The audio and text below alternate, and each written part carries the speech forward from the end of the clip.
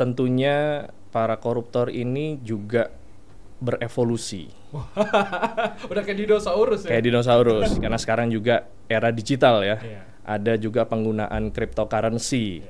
Nah, Oke. itu juga Itu modus baru berarti itu adalah modus baru yang saat ini sedang didalami oleh teman-teman di penindakan. Jadi dia pengen bangun sistem gitu kan. Seharusnya Ya. sistem yang dibangun mencegah bukan OTT. Berapa kali dia selalu ungkapin gimana tuh menurut Ya, sebenarnya yang disampaikan beliau ini KPK meng-capture-nya sudah sejalan. Mohon maaf gitu kalau seandainya ada yang nyolek keluarga gue sikat lo pasti lo gitu loh. Istilahnya kayak gitu lah, kasarnya ya. Iya. Dan terjadilah kejar mengejar lah seperti di film-film yang mana di sini saya tidak pernah mengalami pada saat saya di kepolisian dulu. Malah terjadinya pada saat di KPK. Ini seru nih ya. Ya.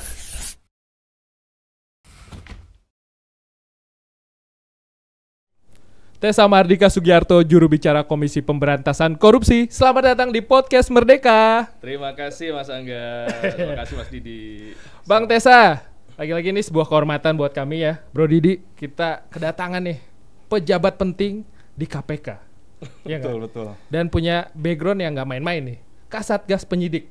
Pasti banyak cerita yang menarik dong. Udah dari 2008 sejak lulus Akpol ya Bang ya. Itu ya PTIK terus masuk di KPK lah ya. Udah cukup asam garam lah. Nah, lumayan. Di Komisi Anti Korupsi lumayan.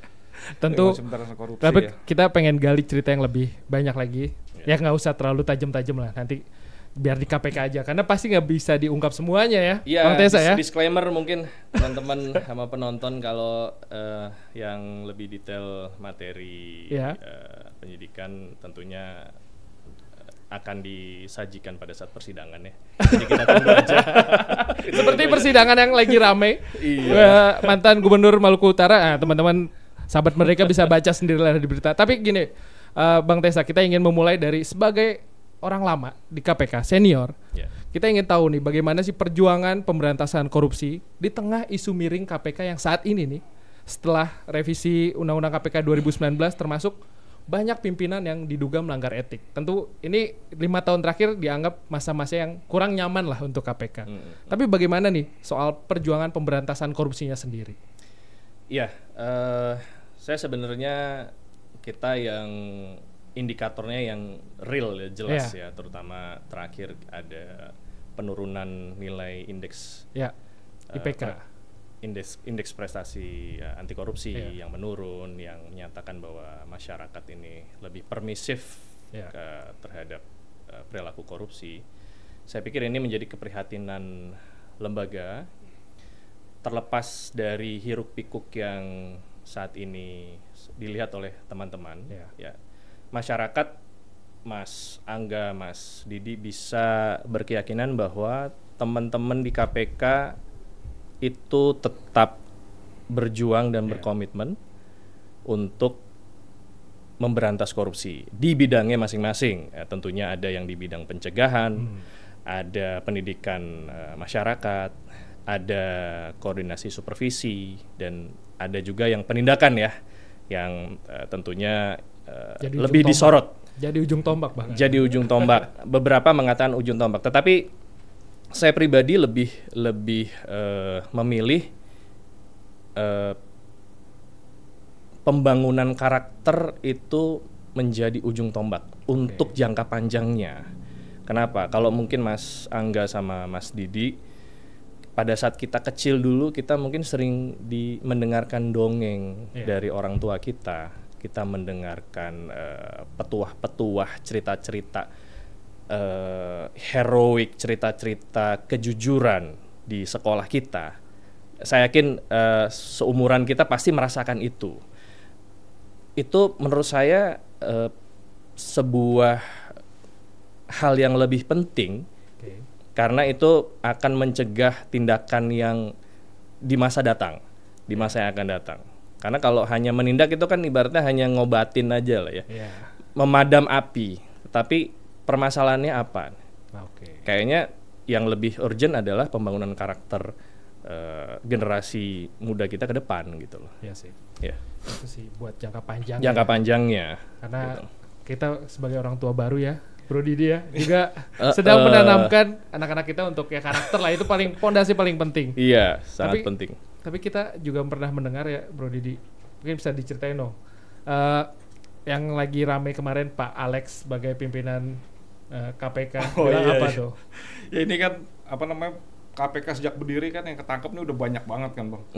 Hampir rata-rata bahkan lu kelas kakap lah, orang apa namanya tuh, siapa sih yang nggak gemeter dengan KPK lah gitu kan. Takut. Waduh, KPK udahlah gitu. Tapi sampai hari ini rasanya kok perilaku korup tuh masih terus ada, seperti nggak takut gitu Bang, terus berulang. Iya, karena ini sekaligus mengutip ucapan Pak Alex ya di DPR nih, saya sedikit bacakan. Orang tidak lagi takut korupsi. Dan kalau ketahuan, banyak cara untuk lolos. Itu salah satu kutipannya lah, tapi panjang pada saat itu.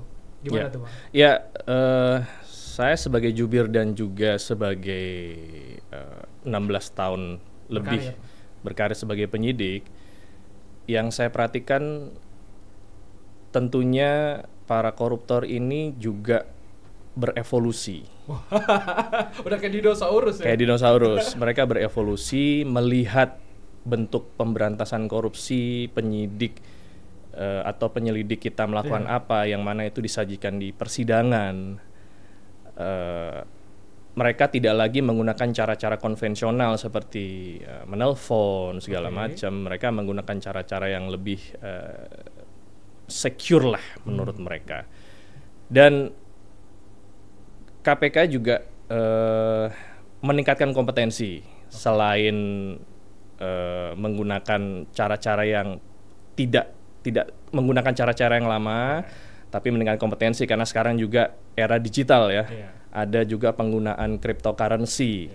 Nah, itu juga itu modus baru berarti itu adalah modus baru yang saat ini sedang didalami oleh teman-teman di penindakan, dan kita sedang mempelajari bagaimana mekanisme penggunaannya serta antisipasinya seperti apa. Gitu. Karena kita tahu kalau kripto itu kan pasar yang benar-benar bebas ya, kalau di saham gitu udah ada OJK dan pemerintah negara pun gampang mengawasinya ya. Betul sekali. Ini ngomong-ngomong berevolusi Bang, temuan dari KPK gitu ya, misalnya dia akan melakukan penyelidikan, apa namanya, pelaku-pelaku ini berevolusinya seperti apa gitu Bang? Kok dia bisa menandakan, oh nih biar nggak terdeteksi sama KPK, kita berevolusi seperti ini gitu. Jadi makin pintar gitu Bang. Nah, kayak AI ya.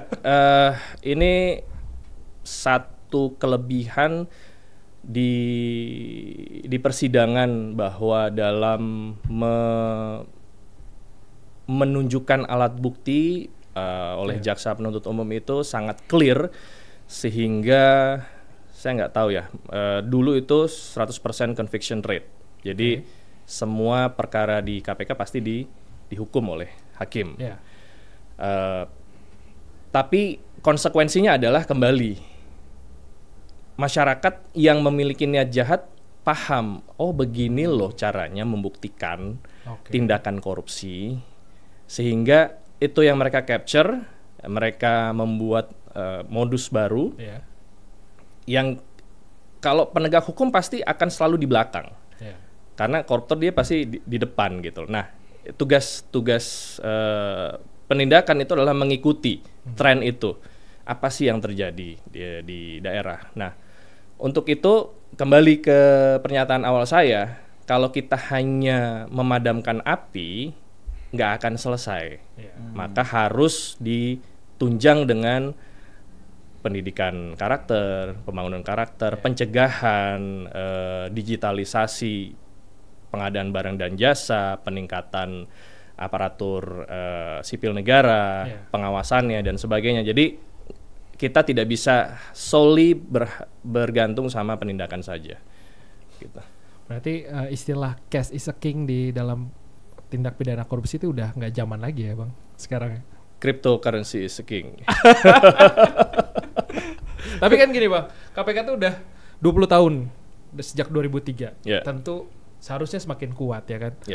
Tapi kenapa korupsinya tuh masih ada terus? Tadi kalau Abang bilang merajalela karena dia berevolusi. Itu apakah ini juga bagian keinginan atau mendorong agar persidangan korupsi ini tertutup atau gimana? Tapi yang pertama pasti secara sistem sih Bang. Kita ingin tahu udah semakin kuat apa sih KPK? Ya, karena saya basicnya di penyidikan, mungkin saya bisa cerita sedikit di penyidikan ya.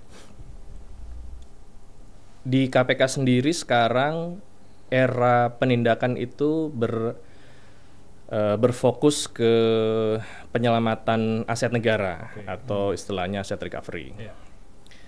Nah, tidak berarti kita meninggalkan perkara-perkara suap, tetapi anggaran yang diberikan negara untuk KPK tentunya juga harus berimplikasi terhadap pengembalian aset negara yang lebih dari apa yang diberikan. Nah, di tahun 2022 target penyitaan Komisi Pemberantasan Korupsi itu sekitar 240 miliar. Dan di tahun 2023 ditingkatkan menjadi 1 triliun. Itu kenaikan yang cukup signifikan. Dan KPK berhasil menyita senilai 1,8 triliun pada saat itu targetnya ya. hampir 200% ya. Hampir 200%. Di tahun 2024 kita masih menggunakan angka yang sama. Bisa kemungkinan bertambah dan harapannya aset recovery ini ya bisa menyelamatkan sebanyak mungkin kerugian negara yang sudah digunakan oleh para koruptor-koruptor ini gitu loh. Jadi tidak hanya melihat menghukum badan saja, karena menghukum badan itu artinya negara mengeluarkan uang untuk proses minimal ngasih makan. Minimal ngasih makan. Negara baik banget ya, udah negara baik banget. Satu kasih makan. Sebagaimana kita ketahui juga rutan dan lapas kita juga ini kan terbatas gitu loh. Bahkan sampai over capacity lah. Ya, jadi trennya arahnya sekarang ke situ. Tapi kembali lagi tidak meninggalkan suap ya. Ya mungkin yang orang kenal mungkin tangkap tangan segala macam itu masih tetap dilakukan lah. Tapi kalau menurut lu sendiri gimana Bro Didi? Tadi kan juga sempat disinggung sama Bang Tessa nih bahwa semakin berevolusi nih koruptor-koruptor kita karena melihat persidangan. Lu kira-kira setuju nggak persidangan ditutup terkait kasus korupsi? Ya memang seharusnya jangan tertutup, terbuka ya Bang. Bagus nah, ya. Nih berdua aja nih nggak sepakat nih. Enggak, justru mungkin yang tadi saya garis bawain pembuktian itu ya, pembuktian yang akhirnya bisa jadi bahan bagi si terdakwa atau saksi-saksi yang terkait perkara. Dia bisa mempelajari cara penyidik dalam mengungkap sebuah kasus itu kali ada batasan-batasan gitu Bang. Nah, tapi kalau buat saya sih kayaknya ya tetap terbuka karena takutnya kita nggak tahu dengan tertutup ada main belakang juga. Ada hengki-pengki ya. Iya, hengki-pengki tentu ini dua perspektif yang beda nih Bang Tessa nih. Kita ingin dengar dari KPK sendiri. Ya karena KPK ini sebenarnya kan cuma pelaksana undang-undang ya. Apapun yang diamanahkan oleh undang-undang kami laksanakan. Ya mau tertutup mau terbuka pada prinsipnya khususnya penindakan itu baik penyelidikan, penyidikan, penuntutan ya kita bekerja di koridor kita aja gitu loh, sesuai dengan tugas dan fungsi kita sendiri gitu loh. Tapi kan jaksa-jaksa dari KPK gitu yang diusulkan oleh KPK pasti kan yang membeberkan semuanya gitu. Itu kan terbuka banget Bang. Oh iya. Ya itu saking terbukanya ya akan sulit bagi hakim itu untuk seandainya mau punya pikiran buruk ya. Wah ini bukti-bukti udah real gitu loh. Walaupun itu subject to challenge sama penasihat hukum, pihak tersangka. Tapi ya sampai dengan saat ini menurut saya sih jaksa-jaksa KPK sih melakukan tugasnya dengan baik gitu untuk menunjukkan bukti-bukti di persidangan gitu. Tapi kita perlu tanya juga sahabat Merdeka kira-kira setuju nggak nih sidang korupsi terbuka atau tertutup ya? Survei aja survei. Survei aja ya. Survei. Diskusi lah ya. Iya, buat jadi soalnya kadang-kadang masyarakat itu kan ingin mengetahui prosesnya ya. Iya. Mereka ingin tahu.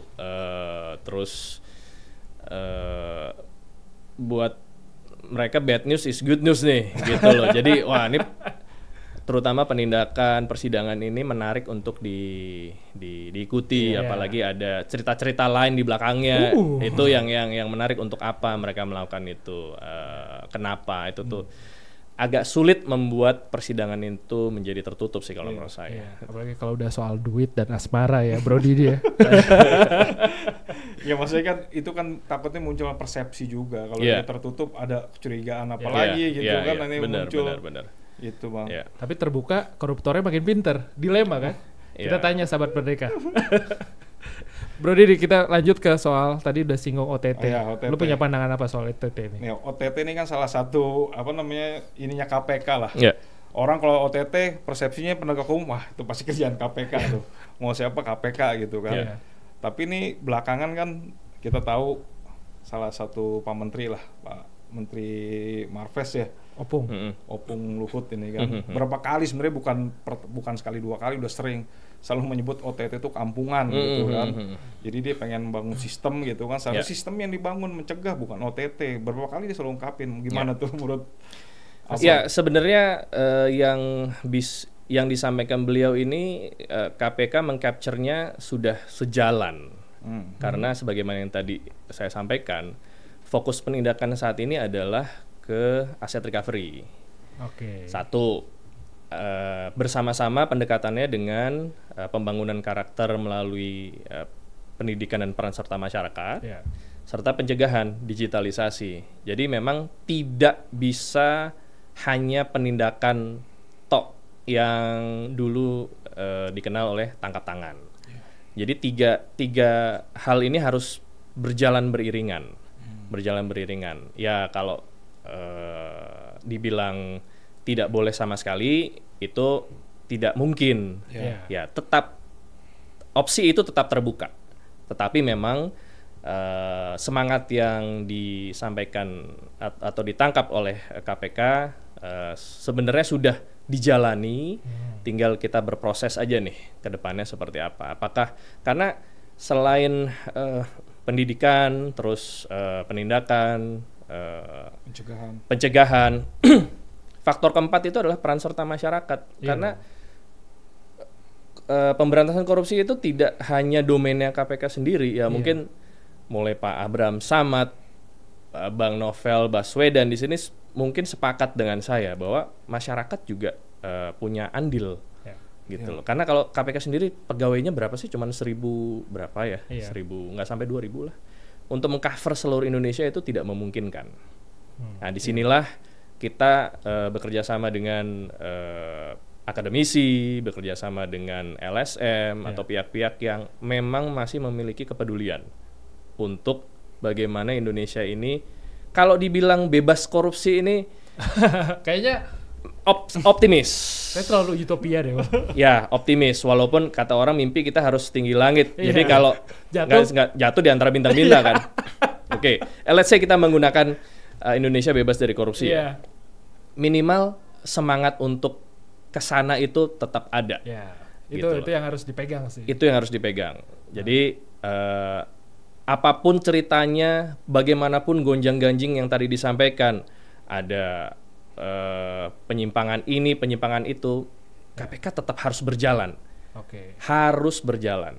Kalau dibilang, oh ini kayaknya harus dibubarkan, ada KPK saja, masih ada kan, gitu loh. Padahal ini kita ada 3 APH loh, kejaksaan, kepolisian dengan KPK sebagai lini terdepan lah, lini terdepan untuk koordinasi pemberantasan korupsi gitu lah.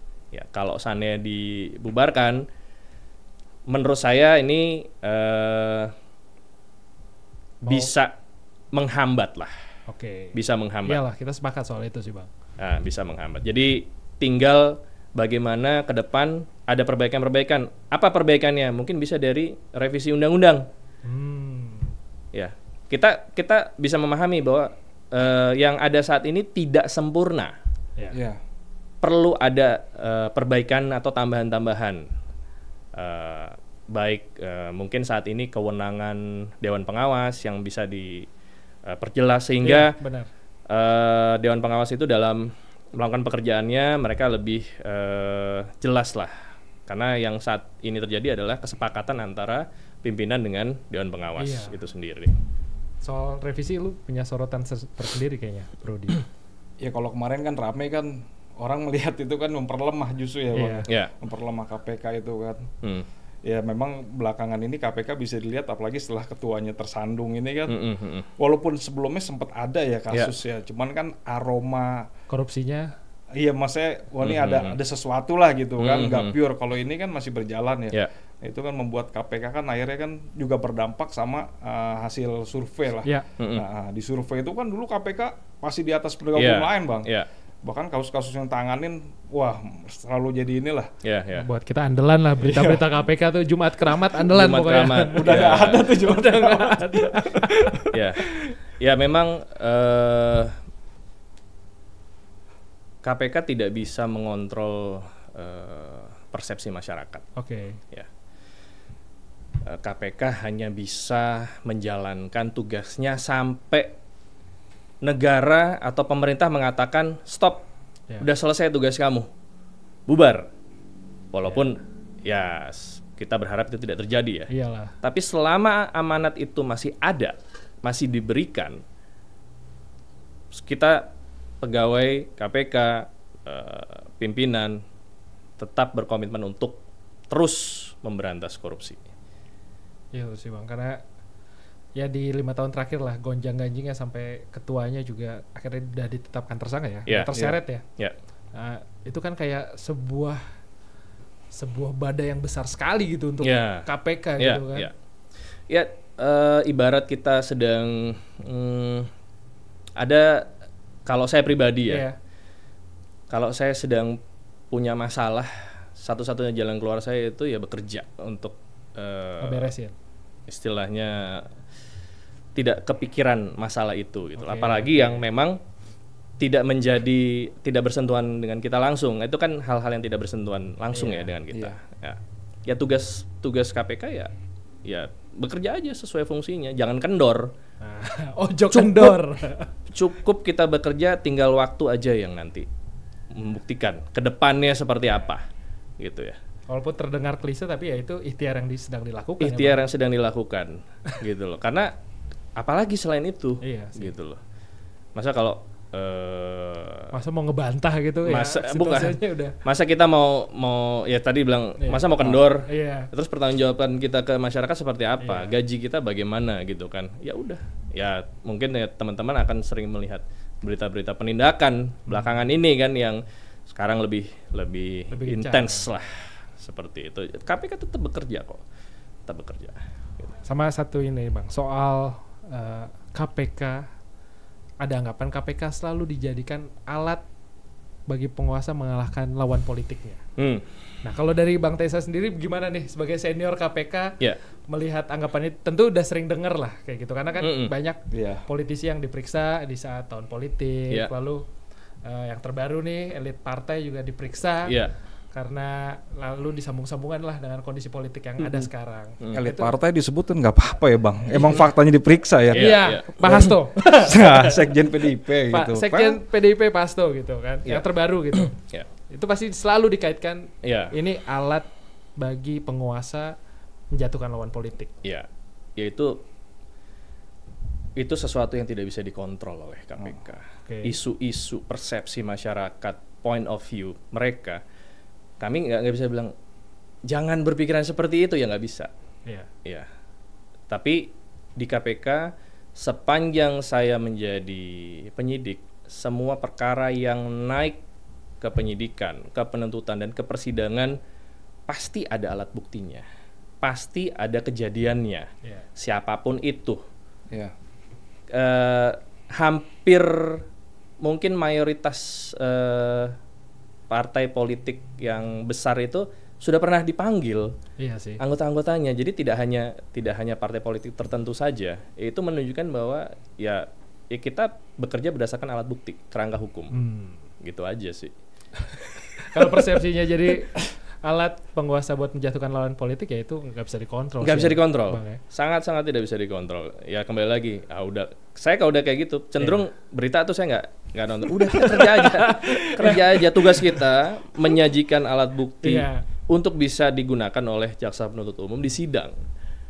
Kalau itu yang bermasalah, itu yang harus menjadi concern kita gitu. Persepsi publik biarkan, ya kembali lagi, biarkan waktu yang menjawab nanti. Ya karena kan Bang Tessa nih sebagai juru bicara, artinya ini speakernya KPK nih kan, ketika ada isu kayak gini sepusing apa tuh ya buat mengcounter isunya gitu loh. Tangkis-tangkisnya tuh. Siap. Ya kalau dengan teman-teman jurnalisin kita mengatakan ya KPK bekerja sesuai kerangka hukum. Alat bukti, terus memang perkaranya ada, dan itu nanti bisa dibuktikan pada saat disajikan di persidangan. Untuk menunjukkan bener nggak sih bahwa ini hanya alat politik, atau memang ada perkaranya, ada alat buktinya, ada faktanya. Sepertinya di podcast kemarin itu salah satu senior kita Bang Novel kan juga pernah menyampaikan, kadang ada pihak-pihak yang mungkin menyajikan alat bukti kepada subjek tertentu, yang mana itu memang ada perkaranya, alat buktinya ada, perbuatannya ada, ditangani oleh KPK.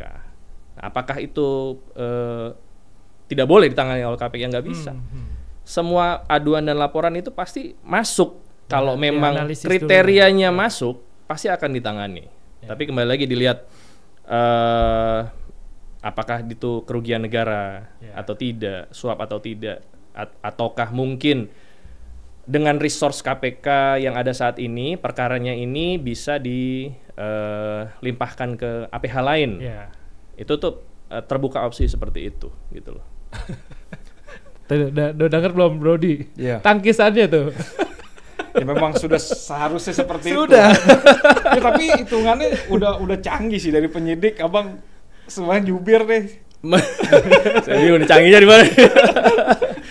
Nah, sekarang masuk soal profilnya Bang Tessa nih, dari penyidik akhirnya jadi jubir. Dan jubir ketiga ya berarti ya Bang, secara definitif ya. Secara definitif.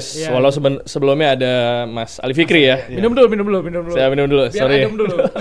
Boleh Bang, kita minum dulu nih. Pertanyaannya nggak tajam tapi tajam ini sebenarnya. Lanjut. Cerita soal perjalanan kali ya, Brody, dia soal Bang Tessa nih dari penyidik sampai jubir.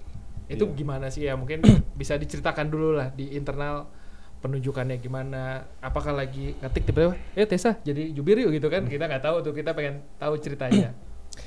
Ya, saya sebenarnya nggak asing dengan seleksi struktural ya. Dulu waktu zamannya Pak Bang Johan Budi, kursi Kepala Biro Humas itu kosong, saya juga mendaftar di situ. Itu pertama kali saya mendaftar sebagai struktural ya. Walaupun gagal dan diisi sama Mas Febri Diansyah ya. Febri Diansyah waktu itu. Ada beberapa kali saya mendaftar Direktur Pengaduan Masyarakat, Direktur Koordinasi Supervisi, Direktur Penyidikan saya sempat. Dan so far sampai level wawancara lah. Artinya secara kompetensi sudah diterima gitu loh. Kalau terkait bagaimana saya menjadi jubir itu tentunya ada talent pool lah istilahnya, yaitu orang-orang yang memang sudah kompetensinya sudah dianggap ada, tapi pada saat itu belum terpilih. Ini dikumpulkan lagi ya, waktu itu kalau nggak salah 7-8 orang diseleksi kembali, ditanya dan terakhir diwawancara kesanggupannya, kesediaannya untuk masuk di tim jubir pada saat itu. Ya saya menyampaikan begini, kalau memang ini perintah Allah melalui pimpinan, saya siap laksanakan gitu loh. Karena itu mungkin kebiasaan dulu ya di Polri itu, kita siap ditempatkan di mana saja. Saya dulu pernah berdinas di Sulawesi Tenggara dulu, di salah satu kabupaten namanya Kabupaten Muna lah. Itu cukup jauh dan harus pakai speedboat sekitar mungkin 7 jam lah ke sana itu. Jadi buat saya request itu sebenarnya sangat tidak sulit lah untuk saya terima, walaupun secara penugasan 180 derajat dibandingkan saya menjadi penyidik. Jadi menjadi penyidik itu sangat layar. Introvert, sangat di belakang layar, bekerja tajam, membedah itu sangat tajam. Sementara menjadi jubir itu kita harus ekstrovert nih. Ekstrovertnya ini tentunya salah satunya ketemu Mas Angga sama Mas Didi gitu, berhadapan dengan masyarakat. Tidak boleh sembarangan berbicara karena kita mewakili lembaga. Ini cukup awal-awal culture shock saya. Saya dan beberapa kenalan saya cukup memberikan penilaian, mukanya kok gelap banget ya. Kelihatan banget pusingnya. Kenceng bro, muka kenceng banget bro. Jadi saya sedang mencari form, mencari bentuk jubir Tessa Mahardika Sugiarto tuh yang terbaik tuh seperti apa sih? Dan ini juga masih mencari sebenarnya. Dan saya sangat bersyukur teman-teman jurnalis dari merdeka.com, dari teman-teman yang lain itu sangat membantu prosesnya dari pihak eksternal ya, selain dari internal juga kita ada pelatihan-pelatihan.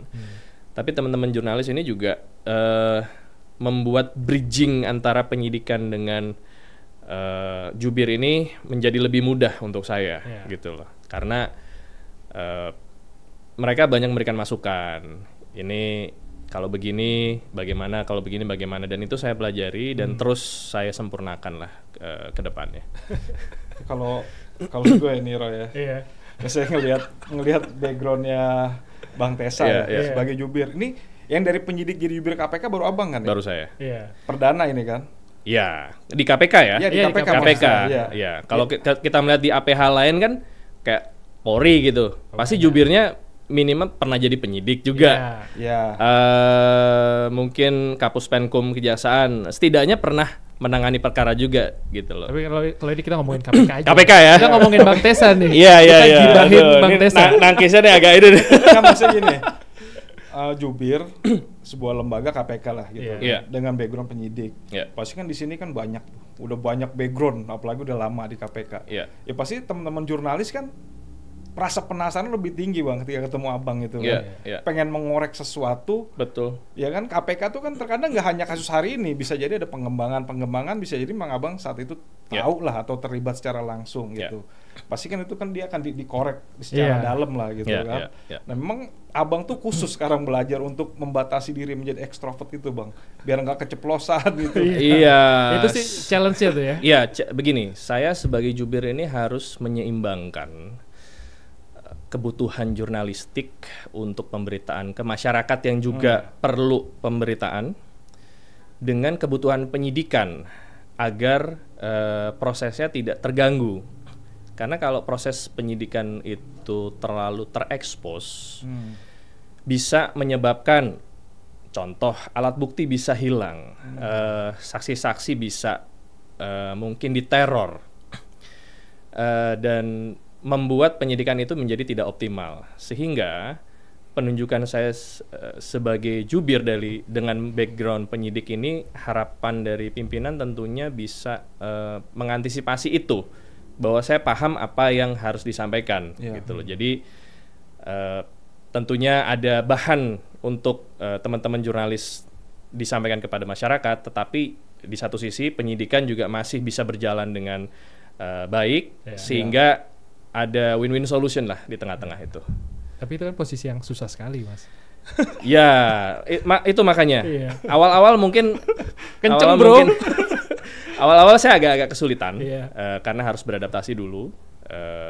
Saya bukan seorang yang memang lahir untuk peran ini langsung bisa autopilot. Tetapi ya kembali lagi, saya pasti punya kelalaian, saya punya kekhilafan juga. Dan ini pun terjadi di beberapa pemberitaan. Tapi kembali lagi, dengan bantuan internal KPK dan bantuan teman-teman jurnalis, saya bisa thrive sampai dengan saat ini dan terus mengupgrade kemampuan gitu loh. Respect lah buat Bang Tessa lah. Tapi biasanya kalau dari jubir KPK tuh ada mitos nih, karena udah ada dua terbukti, satu jadi politisi, satu jadi pengacara. Kira-kira Bang Tessa jadi apa nih? Kita tunggu aja nanti tanggal main. Bang, kita pengen tahu juga nih cerita ketika Abang di penyidikan. Pasti ada cerita-cerita yang menarik nih, Bro Didi. Kasus-kasus besar yang pernah ditanganin lah gitu Bang, yang paling ya berkesan lah. Karena apalagi pernah di polisi terus di KPK. Biasanya ada di KPK agak lebih ekstrim nih, karena mungkin di polisi gimana gitu. Ya, salah satu kasus yang saya pernah tangani ini kasus awal-awal saya masuk sebagai penyidik ya. Saat itu kami sedang di lapangan bersama-sama dengan tim surveillance melihat adanya potensi penyerahan. Oke, berarti ini detik-detik OTT nih. Detik-detik tangkap tangan. Tangkap tangan. Tangkap tangan. Karena sejatinya tidak ada operasi tangkap tangan. Itu istilah itu sebenarnya jamak digunakan masyarakat lah ya. Tapi kita bukan penjebakan segala macam, memang informasi bahwa mau ada penyerahan. Nah, akhirnya kita turun ke lapangan dan pada saat itu tim surveillance mengcapture adanya sebuah kendaraan yang parkir di pinggir jalan, yang diduga ini adalah pihak penerima. Setelah itu tidak beberapa lama muncul kendaraan lain yang dia mensejajarkan dengan kendaraan tersebut lah. Di situ tim surveillance mengcapture adanya penyerahan uang melalui jendela kendaraan dari satu kendaraan ke kendaraan lain ke kendaraan yang parkir. Dan tim penyelidik dan penyidik pada saat itu termasuk saya diinfokan bahwa telah terjadi penyerahan pada saat itu, sehingga kita langsung mengikuti dan mengejar. Pada saat itu saya ditugaskan untuk mengejar kendaraan penerima. Supirnya ini kemungkinan tahu bahwa sedang dibuntuti, akhirnya kabur dan terjadilah kejar mengejar lah seperti di film-film, yang mana di sini saya tidak pernah mengalami pada saat saya di kepolisian dulu. Malah terjadinya pada saat di KPK. Ini seru nih ya. Jadi itu terjadi cukup lama lah, mungkin sekitar 10-15 menit lah. Lama itu Bang. Itu cukup lama, apalagi di lalu lintas Jakarta ya, sekitar Jakarta Pusat pada saat itu. Nah, akhirnya kita bisa menghadang kendaraan tersebut, langsung kayak di film-film. Nah, di situ masyarakat berkumpul. Dipikirnya mungkin ada perampokan atau apa gitu, sehingga berkumpul. Tapi kita langsung menjelaskan bahwa kita dari KPK, karena mereka memahami. Saya meminta orang yang ada di dalam untuk membuka pintunya. Awalnya tidak mau dibuka. Akhirnya pada saat pintu dibuka, ada sosok penerima dengan bungkusan warna coklat pada saat itu di bagian bawah kursi. Ya, kami perintahkan yang bersangkutan untuk membuka itu dan pada saat itu memang ada uang di situ, kalau nggak salah sekitar 300 juta lah yang setelah dihitung ya. Dan perkara ini akhirnya maju persidangan dan saya sendiri pada saat itu dipanggil ke sidang untuk verbalisan, untuk menceritakan kejadian kronologisnya seperti apa, dan apa yang saya sampaikan di sidang itu sebagaimana apa yang saya sampaikan ke Mas Angga dan Mas Didi saat ini, gitu loh. Dan sudah diputus bersalah pada saat itu. Seru juga ya. Justru di Polri nggak mengalami. Ya, di Polri sebenarnya ada ceritanya sendiri gitu. Tapi kalau kejar-kejaran itu saya alaminya di KPK. Dan itu di Jakarta Pusat. Dan macet banget. Lagi kondisinya lagi sore. Siang menjelang sore lah. Jam-jam pulang kantor dong. Ya. Bang, kalau pengalaman nanganin kasus-kasus besar KPK apa aja Bang yang sempat menjadi sorotan? Kan banyak tuh, kayak EKTP, terus yang Nazarudin gitu kan. Abang ada terlibat di kasus apa tuh Bang? Yang sudah disidang lah Bang. Yang sudah disidang ya. Apa bansos? Saya lebih banyak perkara-perkara suap sih sebenarnya. Pengadaan ada 1-2, tapi lebih banyak perkara suap di daerah Jawa, daerah Sulawesi ada juga. Kepulauan Sula ada. Nggak ada yang terlalu menjadi sorotan lah. Nggak ada terlalu menjadi sorotan. Tapi tetap punya peran lah Bang itu. Ya, kita kan masing-masing sekecil apapun, bahkan OB pun juga berperan untuk pemberantasan korupsi, karena kalau nggak bersih itu kan nanti pada sakit pegawainya nanti malah nggak bisa berantas korupsi toh. Bang, tapi pernah ada pengalaman ini nggak Bang? Ya ada yang coba mendekati atau mengintervensi lah. Bahkan mengancam gitu kali ya. Iya gitu. Apa nanti cara halus diminta membocorkan apa segala macam dengan iming-iming sampai akhirnya intimidasi gitu. Ada nggak tuh Bang? Saya dulu pernah diinfokan bahwa saya dan kendaraan saya diprofiling oleh pihak-pihak tertentu karena sedang ada penanganan sebuah perkara yang saya tidak bisa sebut di sini. Okay. Di situ saya sebenarnya agak kaget. Kenapa? Karena sebagaimana tadi saya sampaikan, saya nggak menangani perkara yang aneh-aneh kok, gitu kan. Jadi saya sendiri santai aja sih, walaupun setengah khawatirnya jangan sampai berdampak ke keluarga, itu aja. Oke. Kalau ada yang, ya mohon maaf kalau sampai keluarga saya sudah berdampak, itu mungkin saya bisa agak gimana ya? Iya, posisinya agak nyaman lah Bang itu. Ya, mohon maaf gitu kalau seandainya ada yang nyolek keluarga gue sikat lo pasti lo gitu. Okay. Istilahnya kayak gitu lah, kasarnya ya. Iya. Pokoknya selama itu tidak terjadi dan memang sampai dengan saat ini tidak terjadi, ya saya so far ya oke aja. Mau apa-apain saya silakan gitu loh. Karena kan itu resiko jabatan gitu loh, benar, resiko tugas. Karena kan ya kita tahu sendiri di KPK tuh ya Bang Novel salah satu korban yang disiram air keras. Lalu terakhir ya tadi dua nama itu Bang Abraham Samad, Bang Novel adalah bintang tamu kita di podcast Merdeka baru-baru ini. Dan bahkan Bang Abraham setelah tugas itu masih diancam anaknya bahkan. Iya. Ya makanya kita ingin tahu juga nih dari Bang Tessa yang masih di KPK. Ya, karena ancamannya seperti apa? Beliau gitu. kan memang Pak Abraham Samad kan memang sebagai ketua. Bang Novel juga pernah menangani beberapa perkara yang cukup besar lah ya, yang menjadi sorotan. Saya pikir itu hal yang mungkin ya kembali lagi itu bagian dari resiko. Karena saya sendiri yang tidak menangani perkara yang besar saja di profiling gitu, apalagi beliau-beliau itu gitu kan. Jadi pegawai KPK khususnya penindakan baik penyidik dan penuntut dan pegawai-pegawai yang lainnya ini memang rentan dengan hal-hal seperti itu. Tapi kita ya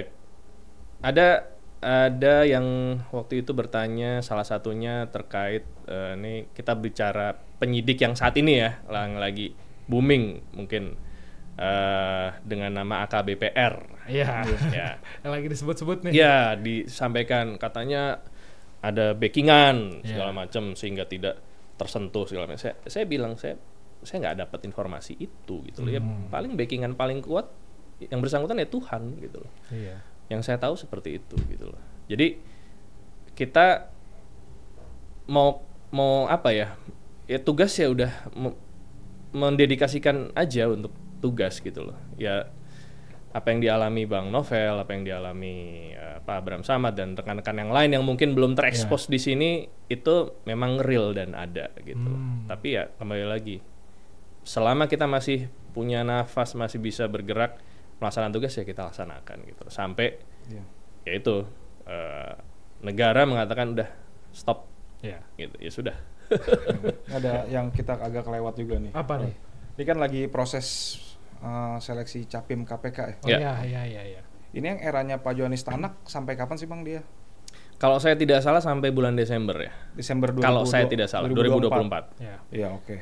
Itu kan Abang kan udah hampir lama kan dari zaman Pak Antasari, Pak Agus Raharjo, Pak Abraham Samad sampai kemarin ya Pak Firly kena lah gitu kan. Setuju nggak kalau memang saat ini dibilang emang yang terburuk dan memang nanti kan ada proses lagi nih pemilihan, harus kriterianya seperti apa sih yang dia bisa menjaga marwah KPK lah. Ya. Gitu. Oke. Saya tidak bisa memberikan penilaian secara pribadi karena setiap pimpinan ada idiom, setiap orang ada masanya, setiap masa ada orangnya. Setiap pimpinan itu punya tantangan sendiri-sendiri. ada pimpinan di era KPK sedang naik.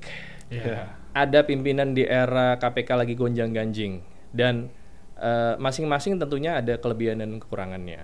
Kalau berbicara mengenai apa yang diharapkan ke depan, ya tentunya yang kita harapkan bahwa KPK mendapatkan pimpinan yang memang memiliki visi pemberantasan korupsi yang sejalan dengan visi KPK gitu. Jangan sampai ada calon pimpinan yang punya visi sendiri nih, punya kepentingan sendiri. Tentunya kepentingan tunggal adalah bagaimana memberantas korupsi dengan turunannya, pencegahan, penindakan, pendidikan, supaya supaya masyarakat kita kualitas hidupnya bisa lebih baik gitu loh. Jadi ya integritas terutama, dan punya keberanian ke depan, punya bentuk komunikasi yang baik ke masyarakat maupun ke internal. Jadi sebenarnya banyak hal yang itu sudah tercantum, saya pikir di pansel itu sudah adalah kriteria-kriterianya lah. Dan harapan kami adalah seleksi kali ini bisa menghasilkan pimpinan KPK yang bisa membawa perahu KPK ini tentunya ke arah yang lebih baik ke depannya. Terakhir nih Bang, tambahin dong, jangan sampai karam gitu ya. Itu kutipan dari Mas Didi ya. Tapi kalau nuansa kebatinan seorang Bang Tessa sendiri, tadi kan soal kriteria pimpinan, tapi buat di dalam KPK sendiri tentu dorongan untuk perbaikannya seperti apa sih nih? Apakah kan sejauh ini mungkin melihat ya namanya kerja di dalam, kita pun kerja di Merdeka, gregetan deh pengen perbaikan ini, tapi tentu di Bang Tessa juga melihat nih secara nuansa kebatinan lagi nyamankah, dan dengan situasi yang kayak gimana nih harus lebih baik lagi gitu. Ya, mungkin teman-teman bisa lihat ya transparansi KPK saat ini, di mana KPK menangani beberapa perkara-perkara internal yang melibatkan internal, yang terakhir ada juga rutan KPK. Kami berkomitmen untuk tetap terus memiliki zero tolerance terhadap pelanggaran-pelanggaran. Jadi semua tindakan-tindakan seperti itu tentunya harus diminimalisir, bahkan dieliminir gitu. Kenapa? Karena memang memberantas korupsi ini dibilang mudah ya enggak, dibilang sulit juga gimana ya? Tapi berat. Ya, ini adalah kalau lari itu maraton. Karena saya lupa ya, mungkin di podcast sebelumnya ya, bahwa siapa ya, mungkin Mas Angga mengatakan mencuri itu adalah perbuatan yang paling tua ya, perbuatan. Mencuri, terus soal ya kejahatan lah, intinya kejahatan paling tua. Iya, gitu. Artinya ini kan Sang Pencipta ini kan membuat ada kejahatan-kejahatan ini kan, ya tugas kita sekarang untuk gimana sih, kita cuma lihat aja, diam aja, atau kita mau berbuat sesuatu. Ya tugas kita ya berbuat sesuatu. Pemerintah berbuat sesuatu, masyarakat berbuat sesuatu. Dari mana? Dari hal yang terkecil aja, dari keluarganya, memberikan contoh yang baik, memberikan wejangan-wejangan kepada anak-anaknya, ini yang baik, ini yang tidak gitu loh. Dari hal-hal itu ya harapan kita ke depannya bisa ada generasi-generasi yang bisa lebih baik lagi ke depan gitu loh. Saya pikir seperti itu. Siap. Bang Tessa, terima kasih sudah ngobrol-ngobrol di podcast Merdeka. Mas Angga, Mas Didi. Sukses terus buat sebuah KPK. kehormatan sudah diundang ke sini. Makasih Bang Tessa. Makasih. Semoga sukses di posisi sekarang. Ya, mohon doanya ya. Terima kasih sahabat Merdeka. Terima kasih semua. Ya, makasih.